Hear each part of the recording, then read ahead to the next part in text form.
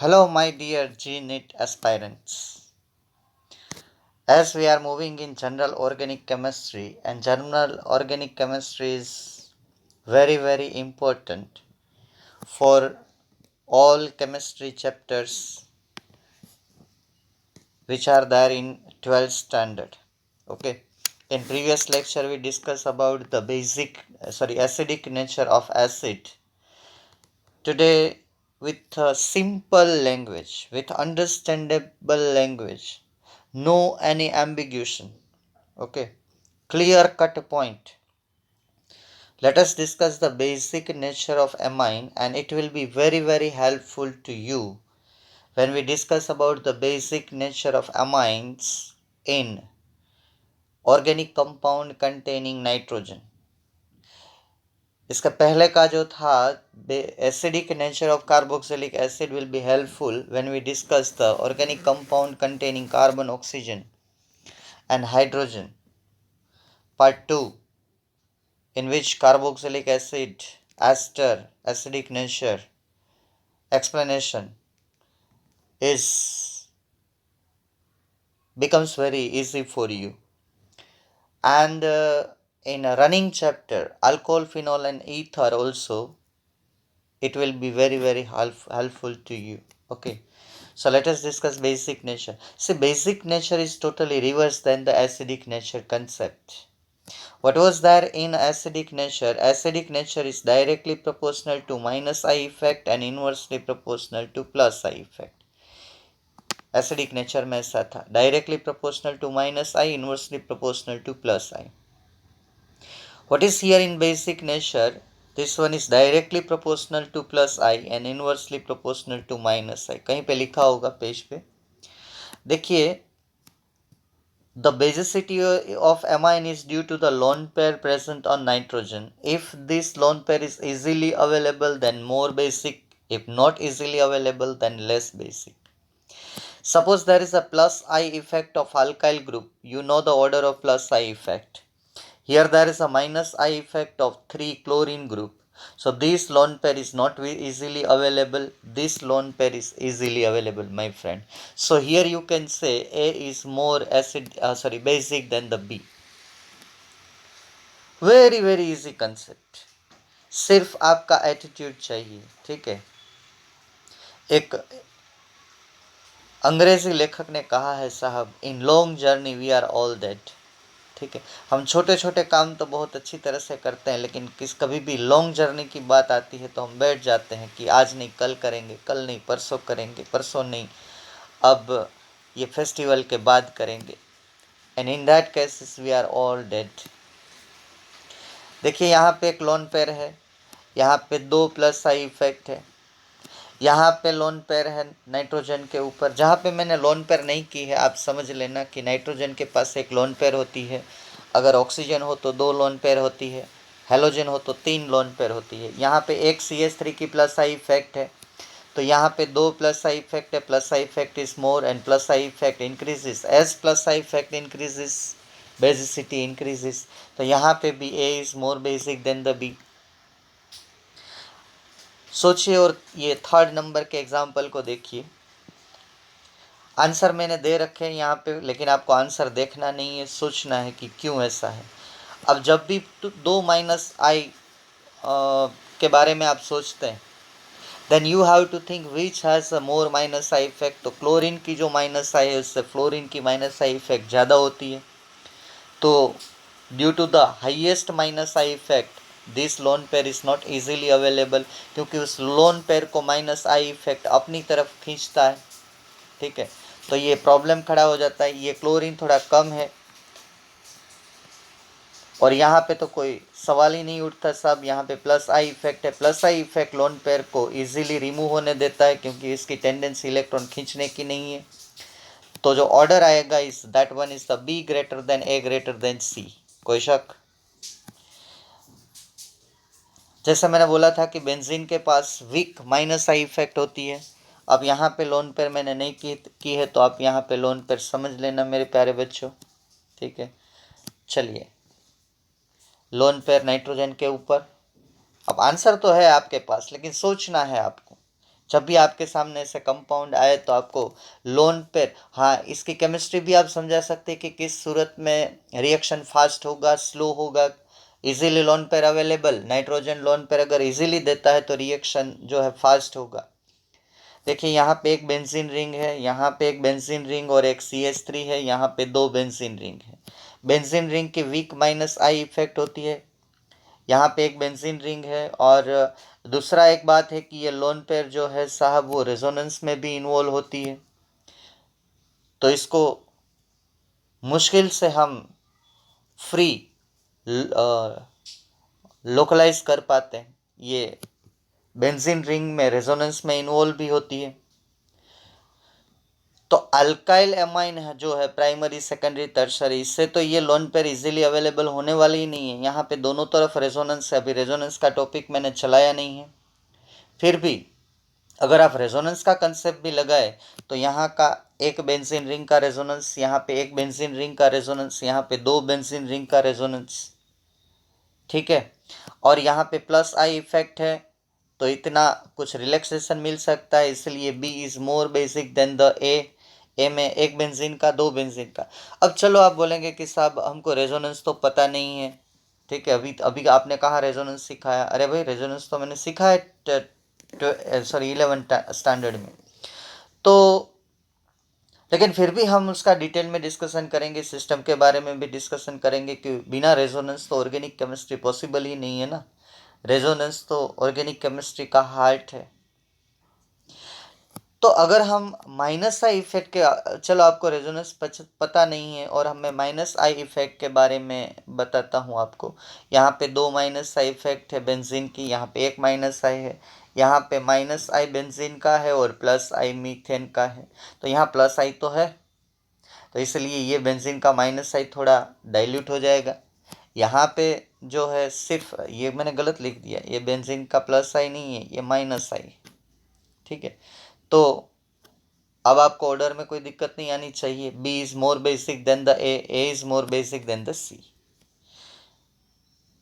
अब आप inductive effect से, इधर माइनस आई और प्लस आई, इंडक्टिव इफेक्ट से आप stability of carb cation, carb anion और कार्बन फ्री रेडिकल, तो यहाँ पे मैंने सिर्फ कार्ब केटायन के बारे में लिया है। अभी कहीं पे टाइम आएगा तो हम लोग कार्ब एनायन और कार्बन फ्री रेडिकल के बारे में भी डिस्कशन करेंगे, ठीक है। हमारी ज़्यादातर मैकेनिज्म कार्ब केटायन से आधारित होती है, ठीक है, इसलिए मैंने कार्ब केटायन को सिलेक्ट किया है। अगर आपका इंटरेस्ट है इसमें तो आप कार्ब केटायन की स्टेबिलिटी को लेके आप अपने आप कार्ब एनायन की भी बना सकते हो, क्योंकि वो रिवर्स होती है कार्ब केटायन से। और कार्बन फ्री रेडिकल की भी आप बना सकते हो, ठीक है। तो चलिए आज तो हम बात करेंगे कार्बन केटायन के बारे में। जब भी कोई मैकेनिज्म में कार्बन के ऊपर पॉजिटिव चार्ज आता है तो उसके आसपास जितनी प्लस साइड इफेक्ट है इससे इसकी स्टेबिलिटी बढ़ती है। इसके आसपास माइनस आई जितनी इफेक्ट है उससे इसकी स्टेबिलिटी डिक्रीज होती है। आपको 11th स्टैंडर्ड से पता है कि कार्ब केटायन का ऑर्डर ये है, tertiary carbon is more stable than the secondary, secondary is more stable than the primary, primary is more stable than the methyl carb cation. अब काफ़ी बच्चे ये क्वेश्चन करते रहते हैं कि सब सर ये जो स्टेबल है तो लेस रिएक्टिव होता है। हाँ ये बात सही है, इसमें कन्फ्यूज़न होता है कि stable less reactive less energy, और आप बोलते हो कि अगर टर्शरी कार्ब केटायन तो है तो ज़्यादा प्रोडक्ट बनेगी। तो साहब मेरा कहने का मतलब ये है, सपोज़ कि ये हमारे पास टर्शरी कार्ब केटायन है और ये स्टेबल है, स्टेबल है तो लेस रिएक्टिव ही होगा। आप 3-4 दिन खाना नहीं खाओगे, ठीक है, तो ऐसे ही पड़े रहोगे और कोई बोलेगा कि चलो घूमने जाना है तो आप मना कर दोगे कि नहीं मैं एकदम स्टेबल हो गया हूँ अब नहीं आना है, ऐसा होगा ना। तो स्टेबल के ऊपर ये स्टेबल है, चलो मान लो कि टर्शरी कार्ब केटायन स्टेबल है, तो कभी कभी मैं ऑर्गेनिक केमिस्ट्री में ऐसा बोलता रहता हूँ कि साहब अगर ये स्टेबल है तो उसके ऊपर ज़्यादा रिएक्शन होगा। ज़्यादा रिएक्शन होगा कि ये स्टेबल है, उसका कहने का मतलब क्या है कि और कोई रिएजेंट इसके ऊपर आता है तो इजीली रिएक्ट कर सकता है। उस सूरत में आपको ऐसे समझना है कि जब भी कोई स्टेबल आपके पास सबस्ट्रेट हो स्टेबल, तो उसके ऊपर रिएक्शन करना इजी हो जाता है। अगर सबस्ट्रेट स्टेबल ना हो, मानो कि बच्चा हिलता रहता हो, ठीक है। अगर 10 साल का बच्चा हो तो इंजेक्शन देने में डॉक्टर को क्या मतलब कि कंफर्टेबल रहता है, क्योंकि वो बच्चा स्टेबल रहता है। अगर वही 6 महीने का 4 महीने का बच्चा हो तो इंजेक्शन देने में, दवाई खिलाने में तकलीफ होती है, क्योंकि वो हाईली अनस्टेबल होता है। ठीक है, तो अनस्टेबल हो तो उसके ऊपर रिएक्शन करना, उसका ऑपरेशन करना मुश्किल हो जाता है। अगर स्टेबल हो तो उसके ऊपर ऑपरेशन करना, तो ये जो रिएजेंट उसके ऊपर अटैक करने आता है वो अनस्टेबल होना चाहिए। बात समझ में आ गई? काफ़ी क्वेश्चन आते रहते हैं, जो लोग करते हैं दिल से ऑर्गेनिक केमिस्ट्री उनके तो क्वेश्चन आते ही रहते हैं कि सर आप बोलते हो कभी कभी कि स्टेबल है तो रिएक्ट, हाँ ये खुद टर्शरी कार्ब केटाइन कहीं रिएक्शन करने नहीं जाएगा, लेकिन उसके ऊपर जो रिएजेंट आएगा अटैक करने के लिए वो तो आराम से कर सकता है ना अटैक। इसलिए मैं बोलता हूँ कि जो स्टेबल हो तो रिएक्शन उसके ऊपर इजी हो सकता है। लेकिन अगर मैं ऐसा बोलूँ कि मेरे पास कोई एक सबस्ट्रेट है, देखिए ये सबस्ट्रेट है, इसके ऊपर अगर टर्शरी कार्ब केटायन का मुझे अटैक करवाना हो तो ये मुश्किल हो सकता है, क्योंकि टर्शरी कार्ब केटायन जो है साहब वो स्टेबल है। लेकिन टर्शरी कार्ब केटायन सबस्ट्रेट हो और इसके ऊपर कोई रिएजेंट आएगा तो रिएजेंट इजीली रिएक्ट कर सकता है, उसमें ऐसा समझना है। ठीक है, तो काफ़ी बार ऐसा आएगा ऑर्गेनिक केमिस्ट्री के, मैं बोलता रहूँगा कि सर ये हाईली स्टेबल है, हाईली स्टेबल है, हाईली स्टेबल है, तो लेस रिएक्टिव है, जैसे बेंजीन की रिंग हाईली स्टेबल है, लेस रिएक्टिव है, ब्ला ब्ला ब्ला लाइक दैट। ओके, तो उस टाइम पे आप लोगों को कंफ्यूजन होगा। कभी कभी मैं बोलूँगा कि स्टेबल है तो ज़्यादा रिएक्शन होगी। स्टेबल है उसका मतलब है क्या है कि जो रिएजेंट इसके ऊपर अटैक करेगा वो इजीली कर सकता है, वो रिएजेंट एक्टिव होना चाहिए, वो स्टेबल नहीं होना चाहिए। बात समझ में आ गई? ओके, चलिए आगे बढ़ता हूँ मैं।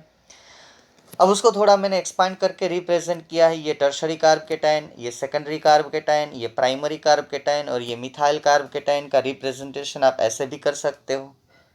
ठीक है, अब आर की जगह पे अगर मैं मिथाइल ग्रुप ले लूँ तो यहाँ पे 3 + इफेक्ट है, आर ग्रुप की + इफेक्ट होती है, यहाँ 2 इफेक्ट है, यहाँ 1 इफेक्ट है, यहाँ इफेक्ट बिल्कुल है ही नहीं। तो देखिए stability order is, this one is the tertiary, this one is the secondary carb cation, this one is the primary and this one is methyl. Order आपको पूरा समझ में आ जाना चाहिए। चलिए आ गया है। अब क्वेश्चन में दे रहा हूँ एक एकदम सीधा साधा कंसेप्ट है, ये अगर समझ में आ गया, बेसिक हमारा क्लियर नहीं होता है, इसकी वजह से हम लोगों को इसमें थोड़ी दिक्कत आती रहती है। तो मैंने ऐसा कोई कंफ्यूजन यहाँ नहीं रखा है, कोई ऐसा कोई प्योर टॉपिक देने की ट्राई की है। ठीक है, कि आपको ये पूरा समझ में आ जाए।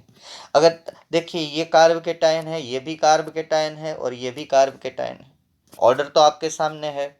अब आप सोचिए why B is more stable than the A and why A is more stable than the C. तो देखिए यहाँ पे NO2 की -I इफेक्ट है, N2 की -I इफेक्ट, यहाँ मिथाइल की +I इफेक्ट है, यहाँ तो कुछ नहीं है, +I भी नहीं है, -I भी नहीं है, कुछ यहाँ पे नहीं है ना। तो जहाँ पे +I होगी वो कार्ब केटायन ज़्यादा स्टेबल होगा, जहाँ पे -I होगी वो कम स्टेबल होगा, ये सी, और ये बीच वाला है ए, तो उसमें कुछ नहीं है, तो स्टैंडर्ड है। हाँ ये यहाँ इसकी +I है वो तो सब में है, जो साइक्लोहेक्सेन है उसकी +I इफेक्ट है, ये एरोमेटिक नहीं है, ध्यान में रखना, साइक्लोहेक्सेन है, इसकी +I तो तीनों में हो, तो कंपेयर तो नहीं कर सकते। तो अब ज़्यादा लेस किस में है वो आपको देखना है। ठीक है, चलिए दूसरा क्वेश्चन। यहाँ पे 3 क्लोरीन की -I, यहाँ मिथाइल की +I, तो ये कार्ब केटायन और ये कार्ब केटायन, उसमें से B is more stable than the E, कोई समझाने की ज़रूरत नहीं है, आपको पूरा समझ में आ गया। अगर समझाऊंगा तो आपको थोड़ा ऐसा लगेगा कि सर हमको क्या समझते हैं। ठीक है, ये यहाँ पे प्लस, यहाँ पे प्लस, ये कार्ब केटायन। अब देखिए यहाँ पे 2 +I, यहाँ पे 1 +I और यहाँ पे एक मिथाइल की और एक साइक्लो की। तो मैंने बोला है अगर आगे जो ऑर्डर दिया आप लोगों को उसमें मैंने बोला है कि जितनी साइक्लिक सिस्टम बड़ी होगी उतना उसका +I ज़्यादा होगा। तो ये मिथाइल से साइक्लिक सिस्टम का जो है, साइक्लिक सिस्टम CH2 उसका +I इफेक्ट ज़्यादा होगा। तो C is more stable than the A and B, क्योंकि B में 1 +I है मिथाइल ग्रुप की, यहाँ 2 मिथाइल ग्रुप का +I है। +I is directly proportional to the stability of carb cation, आपको पता है वो। यहाँ साइक्लिक सिस्टम की प्लस आई है, साइक्लोप्रोपेन है, ठीक है। So the order is this. चलिए फोर्थ नंबर पे चलते हैं। अब उसमें एक क्वेश्चन आपको ऐसा पूछा जा सकता है, देखिए सब कंसेप्चुअल क्वेश्चन होते रहते हैं, ठीक है। आपको अगर थोड़ा ही पता हो उसके बारे में तो आप सीधा बोल सकते हैं कि ये रिएक्शन फास्ट होगा, ये रिएक्शन।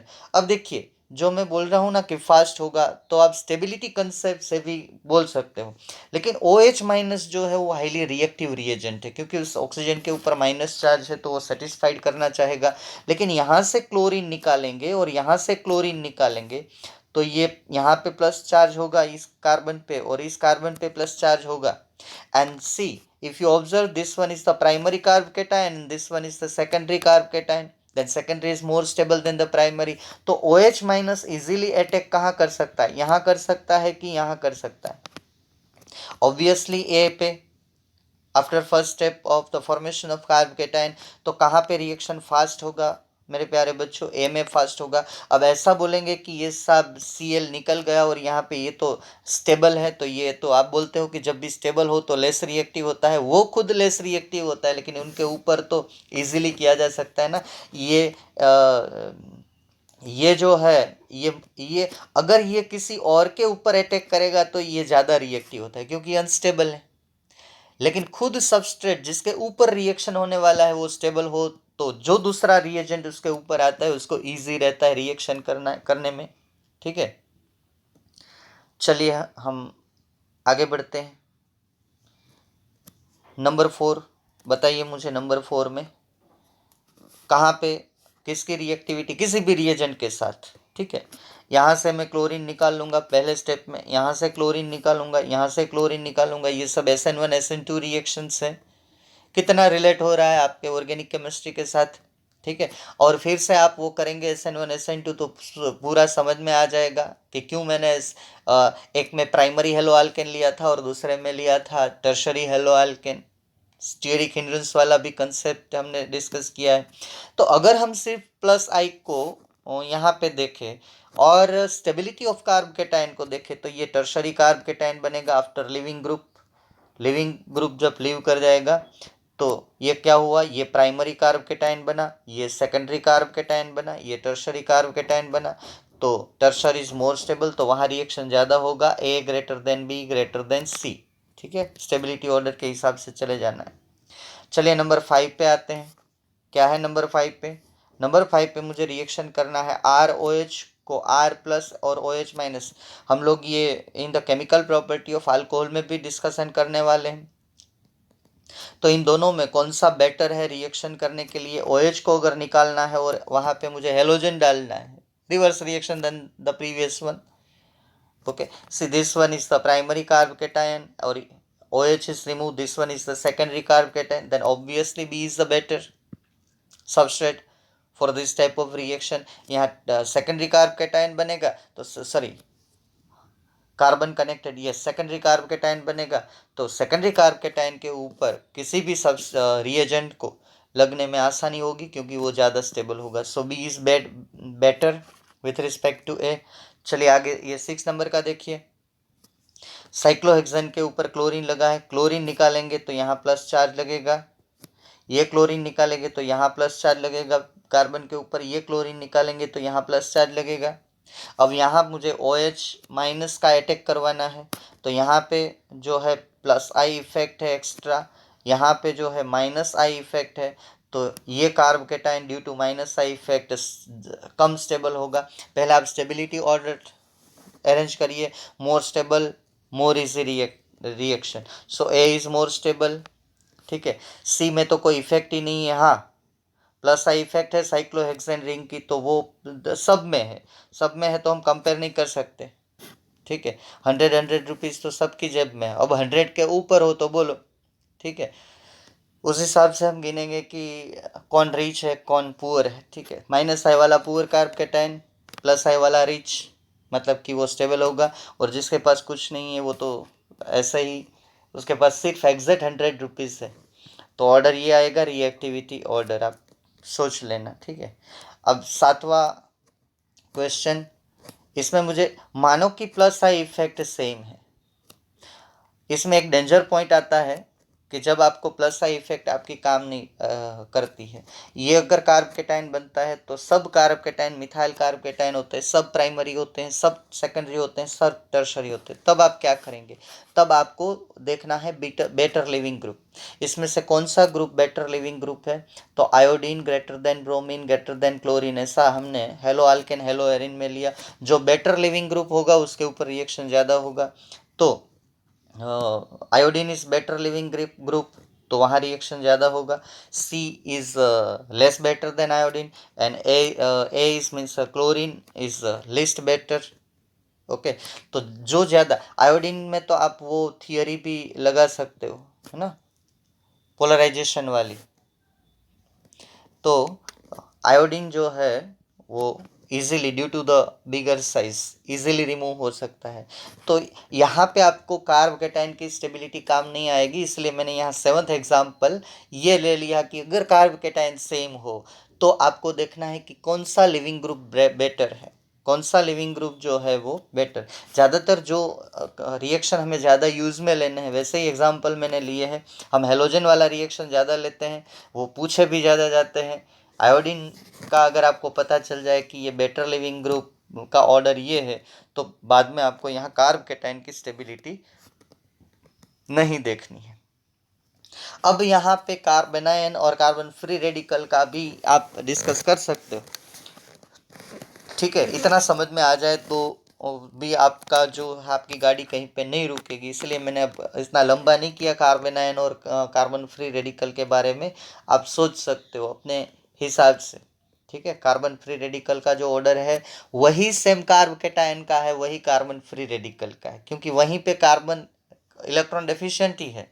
एक इलेक्ट्रॉन है मतलब कि इलेक्ट्रॉन डेफिशिएंट है फ्री रेडिकल में, एक भी नहीं है मतलब हाईली इलेक्ट्रॉन डेफिशिएंट है। तो जो कंसेप्ट कार्ब केटायन में लगेंगे वही concept same copy paste carbon free radical में लगेंगे, इसलिए मैंने नहीं लिया। और उससे टोटल रिवर्स जो है वो कार्ब एनायन में लगेंगे। अगर कार्ब केटायन आपको समझ में आ गया मेरे प्यारे बच्चों, तो फिर कार्बन फ्री रेडिकल और कार्ब एनायन में कोई आपको रोक नहीं सकता कंसेप्ट करने में। अब मैं देखता हूँ आपके साथ डिस्कस करता हूँ इलेक्ट्रोमेरिक इफेक्ट। ठीक है, अब जीओसी जनरल ऑर्गेनिक केमिस्ट्री में, ठीक है, किसी भी अगर आप सेक्ट में जाते हो, कहीं पे भी जाते हो, तो आपको पहले मिनिमम कुछ रिक्वायरमेंट होती है कि ये आप में एबिलिटी है तो आप यहाँ आ सकते हो। इसलिए ऑर्गेनिक केमिस्ट्री पढ़ने का लाइसेंस तभी मिलता है जब ये बेसिक ऑर्गेनिक केमिस्ट्री आपकी अच्छी हो, जिसको हम बोलते हैं जनरल ऑर्गेनिक केमिस्ट्री। तो मैं काफ़ी दिनों से लगा हूँ कि आपको जनरल ऑर्गेनिक केमिस्ट्री के बारे में कुछ अच्छी अच्छी बातें बताऊँ। ठीक है, और आप लोग भी इतना इंटरेस्ट से कर रहे हो कि हम वैसे मुझे लगता है कि और बताओ और बताओ, लेकिन कुछ लिमिटेशंस भी है हमारी, फिर भी मैं अच्छी बातें इसमें आपको बताता रहता हूँ। तो इलेक्ट्रोमेरिक इफेक्ट है वो टेम्परेरी इफेक्ट है। वो कैसा है, जैसे क्लास में सर आते हैं तो आप डिसिप्लिन में आ जाते हो, जैसे ही सर क्लास के बाहर चले जाते हो तो आप जो अपनी पुरानी पोजीशन है वो ले लेते हो, बेंच के ऊपर बैठ जाते हो। ठीक है, क्लास में मतलब कि रनिंग करने लगते हो, लॉबी में आ जाते हो, ऐसा होता है ना। तो ये उसको बोलते हैं टीचर इफेक्ट, टेम्पररी इफेक्ट। अगर प्रिंसिपल क्लास में आ जाए, सुपरवाइजर क्लास में आ जाए तो आप सीधा बैठ जाते हो, मतलब कि जब तक वो रहेंगे तब तक आपके ऊपर उसकी इफेक्ट रहेगी, जब वो बाहर निकल जाएंगे इफेक्ट चली जाएगी। ठीक है, और आप 2-3 गालियाँ भी दे दोगे कि हम लोग मजा कर रहे थे और ये कहाँ से आ गए, है ना। तो भगवान करे हम जल्दी ऐसे एक दूसरे के साथ मिले। तो टेम्पररी इफेक्ट है, जब भी कोई रिएजेंट पास में आएगा तभी ये इफेक्ट देखने को मिलेगी। इसलिए मैंने दूसरा यहाँ पे आपको बताया है कि जब भी रिएजेंट की प्रेजेंस होगी तभी ये रिएक्शन होगा। अब जो इंडक्टिव इफेक्ट है, आपको यहाँ डिफरेंस भी आप अपने आप बना सकते हो, रेफरेंस बुक का सपोर्ट लेके, हमारी 11th स्टैंडर्ड बुक का सपोर्ट लेके अगर मैंने लिखाया है difference of electromeric effect and inductive effect. देखिए, इंडक्टिव इफेक्ट जो है वो carbon single bond carbon sigma में लगती है। इलेक्ट्रोमेरिक इफेक्ट है वो कार्बन डबल बॉन्ड कार्बन मतलब कि अनसेचुरेटेड हाइड्रोकार्बन में लगती है। तो अल्केन्स में ऑब्जर्व नहीं होती है इलेक्ट्रोमेरिक, अल्केन्स में ही ऑब्जर्व होती है जहाँ पाई इलेक्ट्रॉन होते हैं। चलिए इजीली हम देखने की कोशिश करते हैं। मैं कीटोन ग्रुप ले लेता हूँ, अभी अभी हमने लिया है इसलिए। चलो उसका पाई बॉन्ड ब्रेक करते हैं तो ऑक्सीजन के ऊपर नेगेटिव आएगा, कार्बन के ऊपर पॉजिटिव आएगा। और हम एक रिएजेंट ले लेते हैं। अब ये भी स्टेबल नहीं है, रिएजेंट तो स्टेबल है लेकिन रिएजेंट का हम आयोनाइजेशन करते हैं Cn- और H+। अब Cn- जो H+ जो है वो नेगेटिवली चार्ज, जहाँ पे लोन पेयर ट्रैवल हुई है ये पाई इलेक्ट्रॉन उसी जगह पे लगेगा। तो जहाँ पे लोन पेयर ट्रैवल होती है इलेक्ट्रोनेगेटिव एटम पे, वहीं पे H+ लगता है, तो उसको हम बोलेंगे प्लस ई इफेक्ट, ये प्लस ई इफेक्ट।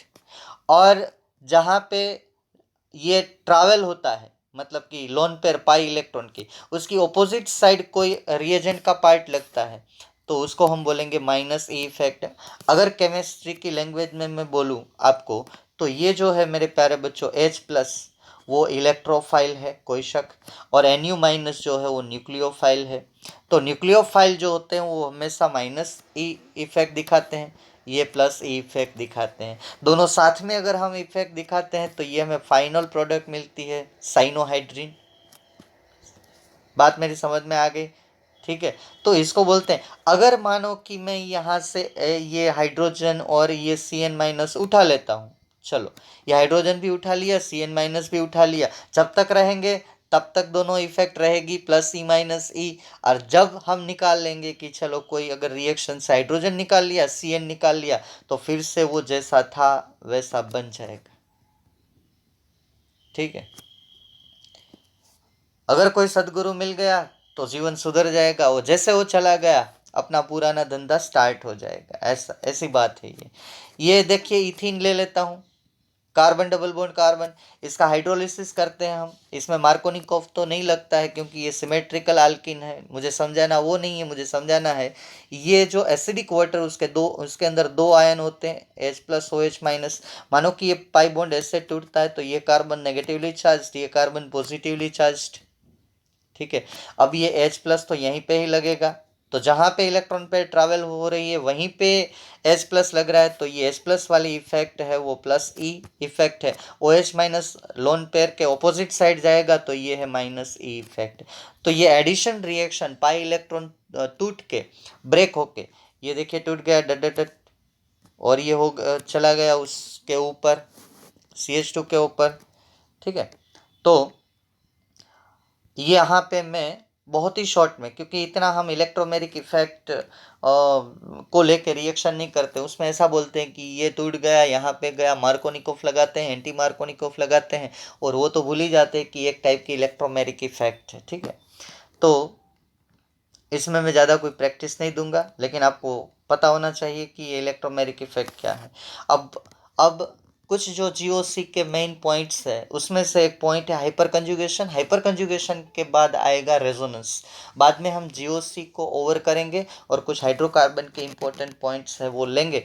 तो आपको कॉम्पिटिटिव कोई भी बुक आप पढ़ेंगे without the help of any guide, okay, then also you will be able to understand। कभी आप देखेंगे कि हाइपर कंजुगेशन क्या है, इलेक्ट्रोमेरिक क्या है, इंडक्टिव क्या है, आइसोमेराइजेशन क्या है, ऑप्टिकल आइसोमेरिज्म क्या है, कुछ तो पता होगा ना आपको, कुछ तो पता चलेगा। ठीक है, मैं ऐसा नहीं बोल रहा हूँ कि आप एक्सपर्ट हो जाओ, लेकिन कुछ ना कुछ आपको इसमें पता चलेगा। ठीक है, देखिए ये तीन मैंने एग्जाम्पल यहाँ पे लिए। हाइपर कंजुगेशन का मतलब मुझे समझाना है। हमको पता है कि किसी अल्केन में कार्बन कार्बन सिंगल बॉन्ड 154 होता है, डबल बॉन्ड 134 पिकोमीटर होता है। लेकिन अगर कोई ऐसी सिस्टम हम कंसीडर करें जिसमें सिंगल और उसके पास डबल बॉन्ड होता है, तो हमें अमेजिंग रिजल्ट मिलता है। ये जो सिंगल बॉन्ड की लेंथ है वो 149 मिलती है, जो 154 से कम है।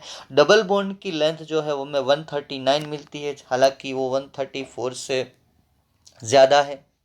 ठीक है, ऐसा क्यों रहा है? अब जो मैकेनिज्म समझाने वाले केमिस्ट से उनका उनका माथा फिर गया कि नहीं, ये सिंगल बॉन्ड की तो स्टैंडर्ड लेंथ 154 है, डबल बॉन्ड की 134 है, यहाँ तो ऐसा बार बार मेजर करने के बाद भी यही रिजल्ट मिला 149 139। तब जाके दो concept came into existence, that first one is the hyper conjugation and second one is resonance. Hyper conjugation हालांकि रेजोनेंस की तरह ही चलता है, लेकिन ये नो बॉन्ड रेजोनेंस है, वो आपको पता है।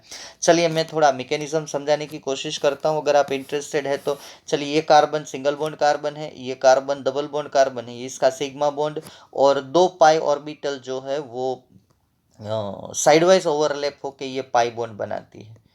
ठीक है, अब देखिए, जब ये पाई बॉन्ड टूटता है तो इसका ये इलेक्ट्रॉन इसमें एंटर हो जाता है, तो इसकी ये कार्बन के ऊपर कंडीशन ऐसे हो जाती है माय फ्रेंड्स, ये दोनों इलेक्ट्रॉन यहाँ पे आ जाते हैं और ये कार्बन नेगेटिव चार्ज कैरी करता है।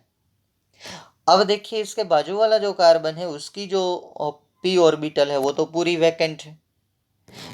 तो ये जो sp3 हाइब्रिडाइज कार्बन की ये जो पेयर है, ये बॉन्ड कैसे बनता है?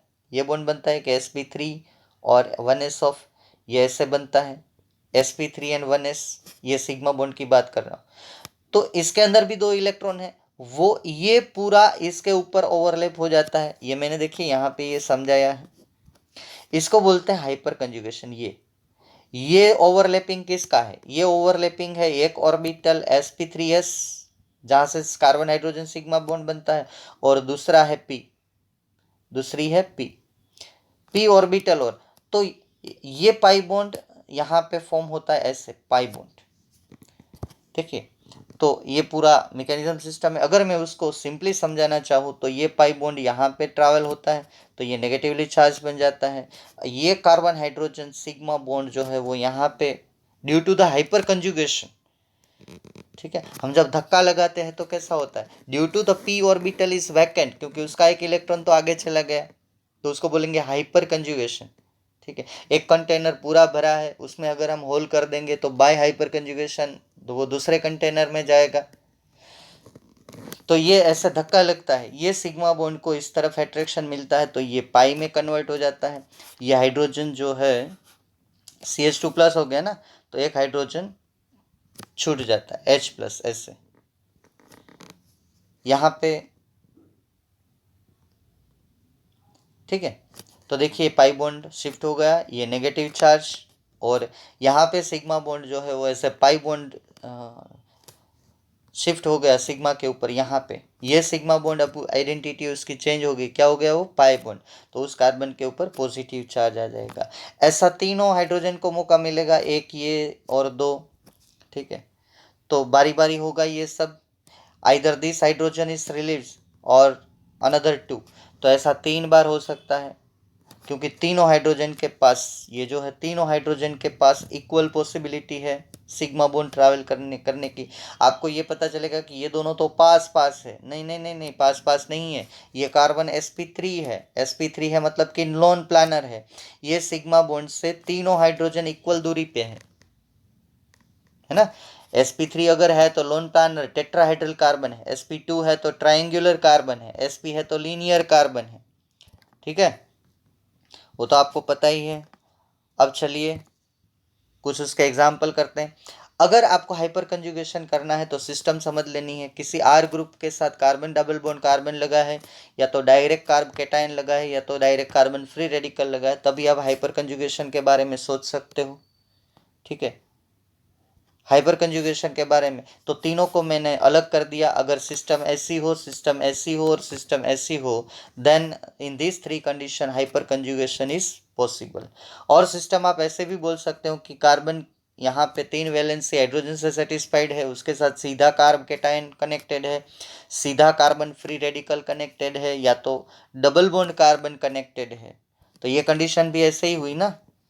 ये कंडीशन कैसे हुई कि मानो कि ये कार्बन की 3 वैलेंसी हाइड्रोजन से सेटिस्फाइड है, इसके साथ कार्बन फ्री रेडिकल है, और कार्बन 3 हाइड्रोजन से सेटिस्फाइड, इसके साथ कार्ब कैटायन है, कार्बन की 3 वैलेंसी हाइड्रोजन से सेटिस्फाइड है, और इसके साथ कार्बन डबल बॉन्ड कार्बन है।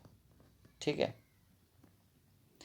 तो भी ये कनेक्टेड है, ये कार्ब कैटायन कनेक्टेड है, या ये कनेक्टेड है, in all conditions hyper conjugation possible. तो कभी भी सिस्टम कैसे भी हो, आपको थोड़ा देखना है ध्यान से। चलिए मैं आगे बढ़ता हूँ। अब हाइपर कंजुगेशन का जब आप कंसेप्ट लगाएंगे तो आपको स्टेबिलिटी पता चलेगी।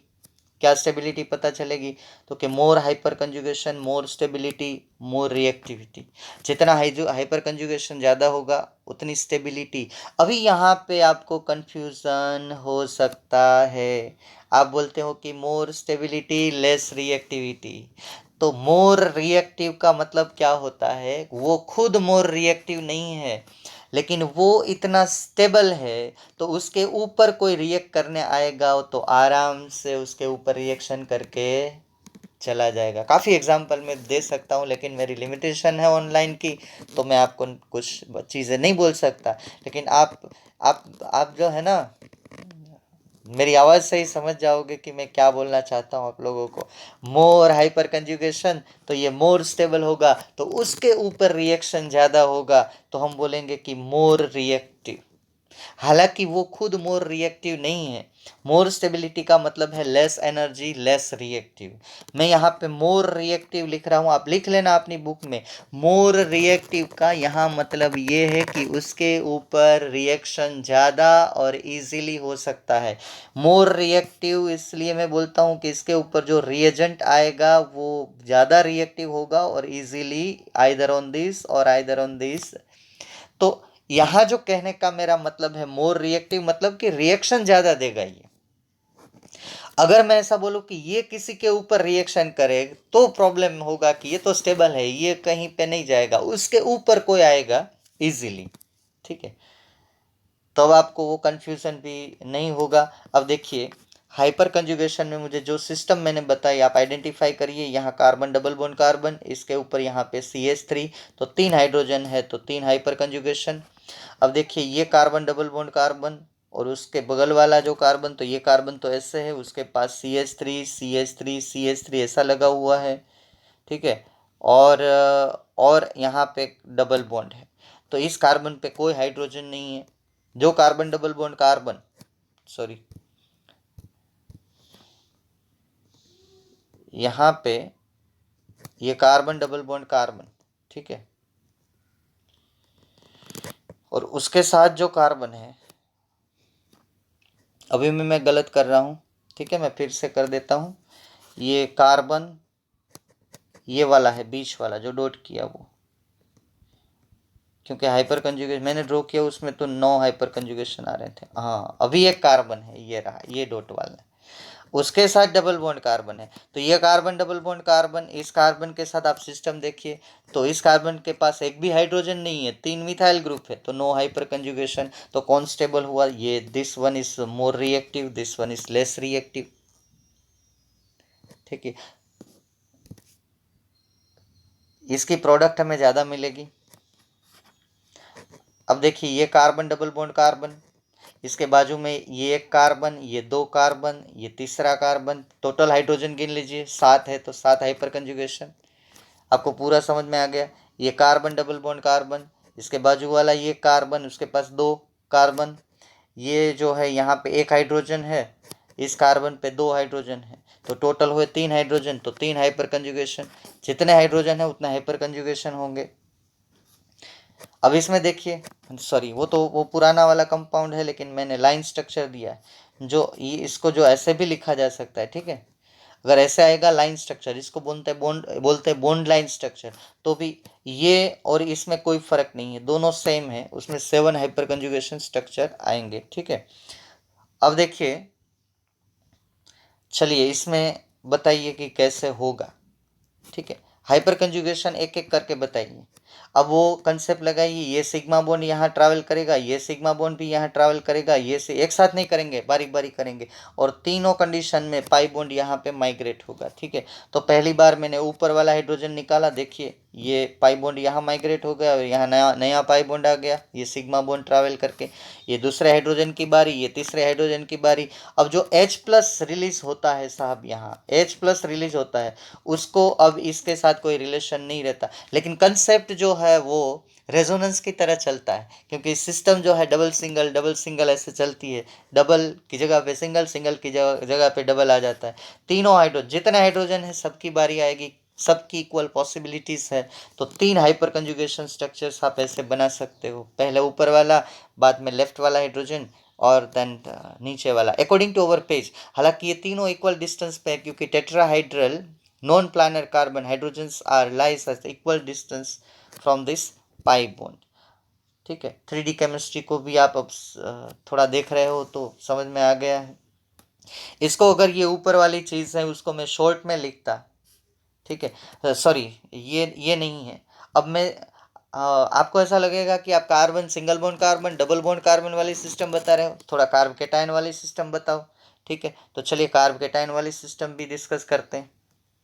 देखिए यहाँ पे भी हाइपर कंजुगेशन होगा, कार्बन के साथ डायरेक्ट कार्ब केटायन है, तो यहाँ पे सीधा पाई बॉन्ड हो जाएगा, ये पॉजिटिव चार्ज सेटिस्फाइड हो जाएगा, H+ ये निकलेगा एक बार दूसरा निकलेगा, एक बार तीसरा निकलेगा। 3 हाइड्रोजन है यहाँ पे, तो 3 हाइपर कंजुगेशन पॉसिबल है, और वो बाजू वाला जो कार्बन उसका पॉजिटिव चार्ज सेटिस्फाइड हो जाएगा, क्योंकि लोन पेयर सिग्मा बॉन्ड की hydrogen, carbon hydrogen sigma bond की वहाँ ट्रैवल हो रही है, H+ रिलीज हो रहा है। ठीक है, अब तीसरी सिस्टम जो थोड़ा एक्सपांड करके भी मैंने बताई है, एंड दैट वन इज, ये है हमारा कार्बन फ्री रेडिकल। यहाँ पे 3 हाइड्रोजन है। अब ये थोड़ा, यहाँ एक कार्बन तो है, एक कार्बन के इलेक्ट्रॉन तो है, अब मुझे एक ही इलेक्ट्रॉन चाहिए, तो यहाँ पे पाई बॉन्ड बन जाएगा। ठीक है, तो ये जब hydrogen, carbon hydrogen sigma bond टूटेगा तो ऐसे टूटेगा, कार्बन फ्री रेडिकल बनेगा, हाइड्रोजन फ्री रेडिकल बनेगा। अब ये कार्बन फ्री रेडिकल बनेगा तो ये कार्बन फ्री रेडिकल, बाजू वाला कार्बन भी फ्री रेडिकल, तो ये पाई बॉन्ड बन जाएगा। ठीक है, ये देखिए एक बना, सेकंड और थर्ड। ठीक है, 3 बार पॉसिबिलिटी है, तीनों हाइड्रोजन की इक्वल पॉसिबिलिटी आएगी ऐसे हाइड्रोजन फ्री रेडिकल। तो ये पहले ऊपर वाला बना हाइड्रोजन फ्री रेडिकल, बाद में according to our page denotation left वाला, और ये नीचे वाला। तो 3 हाइपर कंजुगेशन, मैं 3 इसलिए ले रहा हूँ कि अगर ज़्यादा ड्रॉ करूँगा 6 या 7 हाइपर कंजुगेशन पॉसिबल होंगे। तो अब आपको इसको ऑर्गेनिक केमिस्ट्री में कैसे लगाना है, more hyper conjugation, more is the stability of the substrate, more reaction. Reactivity more जब मैं बोलता हूँ तो रिएक्शन के कंटेक्स्ट में बोलता हूँ कि इसकी रिएक्टिविटी मतलब कि ये ज़्यादा हमें प्रोडक्ट देगा, अगर कोई इसके ऊपर रिएजेंट अटैक करेगा तो इजीली कर सकता है। ठीक है, अब इसमें डेंजर पॉइंट एक है। ठीक है, आप लोग 11th स्टैंडर्ड में कीटो इनोल टोटोमेरिज्म पढ़े हो। अब आप सिस्टम देखेंगे कि देखिए साहब ने तो बोला था कि यहाँ पाई बॉन्ड और ये कार्बन कार्बन सिंगल बॉन्ड, मैंने बोला है कार्बन कार्बन डबल बॉन्ड। अगर ऑक्सीजन है, ठीक है, तो ये सिग्मा बॉन्ड यहाँ ट्रैवल होगा और ये हाइड्रोजन को ये ऑक्सीजन के लोन पेयर खींचेगी, आपको कंपाउंड ऐसे मिलेगा, ये कीटो कंपाउंड है और ये इनोल कंपाउंड है। बात समझ में आई? कीटो इनोल टोटोमेरिज्म, ये यहाँ से ट्रैवल करेगा। यहाँ में एक दो तीन वैलेंसी है ना, यहाँ पाई बॉन्ड कर देना, यहाँ मैंने गलती कर दी, ये इन और ये ऑल, इन ऑल। फिर से मैं बता दूं कि यहाँ स्ट्रक्चर में थोड़ी गलती है, ये यहाँ पे डबल बॉन्ड करना है, क्योंकि ये सिग्मा बॉन्ड यहाँ ट्रैवल हो रहा है ना, यहाँ पे नहीं दिखाया है। तो और हाइड्रोजन जो है उसको ऑक्सीजन खींचता है, तो यहाँ OH हो जाता है, तो इसका इन और इसका ऑल, इनोल बोलते हैं। ये तो सिर्फ कीटोन ही है तो इसको कीटो बोलते हैं। तो पूरा मिला के ये दोनों इक्विलिब्रियम में होते हैं, किसी भी कंटेनर में आप रखो तो कीटो इनोल टोटोमेरिज्म तो होता ही रहता है। तो बच्चे इसमें हाइपर कंजुगेशन लगाने लगते हैं कि देखिए यहाँ पे कार्बन डबल बॉन्ड सिस्टम है और यहाँ पे 3 हाइड्रोजन, तो 3 हाइपर कंजुगेशन बनेगा।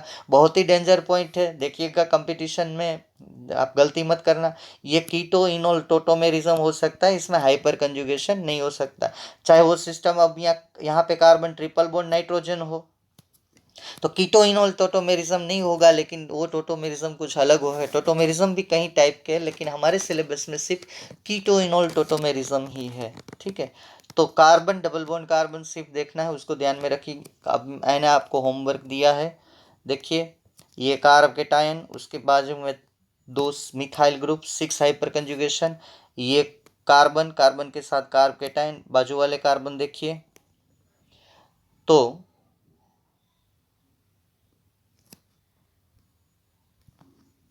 ये इस कार्बन को देखिए प्लीज, कार्बन के साथ कार्बन, तो यहाँ कितने हाइड्रोजन है, एक हाइड्रोजन, तो एक हाइपर कंजुगेशन।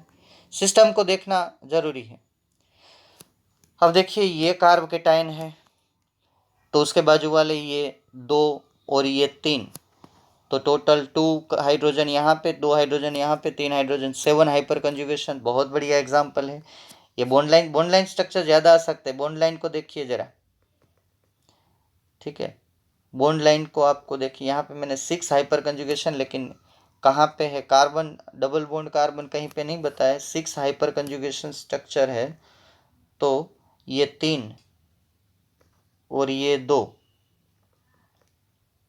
5। अब यहाँ पे जो है डबल बॉन्ड हमें सेट करना पड़ेगा। चलिए हम लोग थोड़ा सेट कर देते हैं 6 हाइपर कंजुगेशन। चलिए हम लोग यहाँ पे डबल बॉन्ड लगा देते हैं। चलो लगा दो, ठीक है। अब देखो कार्बन डबल बॉन्ड कार्बन पे मैं फिर से डबल बॉन्ड ठीक से लगा देता हूँ। यहाँ पे आप डबल बॉन्ड लगा दो। अब ये carbon double bond carbon system हो गई। और उसके आजू बाजू वाले कार्बन पे देखिए, ये CH3 है तो यहाँ पे 3 हाइड्रोजन है। यहाँ पे भी CH3 है तो यहाँ पे 3 हाइड्रोजन है। और उसके बाजू वाला ये कार्बन है तो यहाँ पे 1 हाइड्रोजन है। तो इसके टोटल हाइपर कंजुगेशन स्ट्रक्चर 6 नहीं होंगे, 7 होंगे, ठीक है। आप लिख लीजिए 7 हाइपर कंजुगेशन। अब ये तो 5 नंबर वाला इजी है। देखिए नंबर 5, ये कार्बन डबल बॉन्ड कार्बन और उसके बाजू वाले पे 3, तो 3 हाइपर कंजुगेशन। ये कार्बन डबल बॉन्ड कार्बन, उसका बाजू वाला कार्बन, उस पर 2 हाइड्रोजन, 2 हाइपर कंजुगेशन। अब जो 7 से लेके 10 तक वो आपको होमवर्क में करने हैं, क्योंकि वो हमारी जो 11th स्टैंडर्ड की टेक्स्ट बुक है, इसमें ये चारों एग्जाम्पल शायद नहीं है, तो फिर भी मैंने आपको करवाया है। बहुत ईजी है, आंसर है, आप ज़रा देख लीजिएगा कैसे हाइपर कंजुगेशन। ये एक में 6, 2, 3, 6। अगर करेक्शन कोई है तो मुझे इन्फॉर्म करिएगा, ठीक है। तो यहाँ पे मैं आज का हाइपर कंजुगेशन लेक्चर ख़त्म कर रहा हूँ। और ये तो ऐसा है कि अगर हम जितनी डिस्कशन करें उतनी कम है, लेकिन आपको इजीली समझ में अगर कंसेप्ट आ जाए तो आप अपने आप भी कंसेप्ट बाद में लगा सकते हो कि यहाँ ये लगेगा, यहाँ वो लगेगा, ठीक है। और हमारा जो एकेडमिक डिस्कशन है उसमें जब मैं कुछ बात बोलूँगा तो भी आपको समझ में आ जाएगी, ठीक है। तो अब नेक्स्ट लेक्चर में हम लोग रेजोनेंस के बारे में बात करेंगे। Okay, till then good bye and thank you very much.